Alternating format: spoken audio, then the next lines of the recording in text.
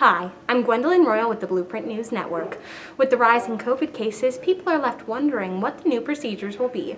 I interviewed Principal Ed Schwartz to tell us what's new.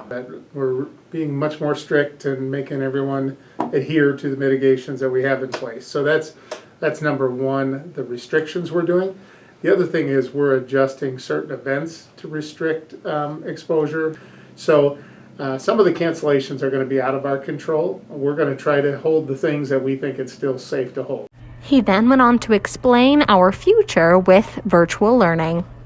We can't just say we're going remote and have you guys all do remote learning. That's not an option for us from the State Board of Education. What concerns me about COVID is the ability to safely staff the building and maintain the environment for our students. So as long as we've got the staff in place to do that, and we're all following the mitigations, I'm confident we can keep going.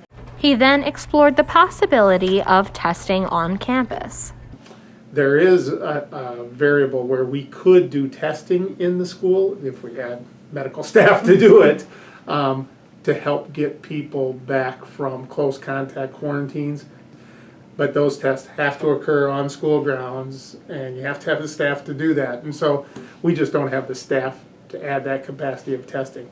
I have not heard requirements of vaccinations being required of students. At the moment, there are 171 students home because they are positive with COVID and 58 home because they came in close contact with somebody who was positive with COVID. This information can be found under the COVID info tab on the D99 website. We just have to keep our masks, space where we can. We've talked to our teachers, try to keep everybody 3 feet apart as much as possible. So if we follow the mitigations that they tell us help, I think that maximizes our ability to stay in person.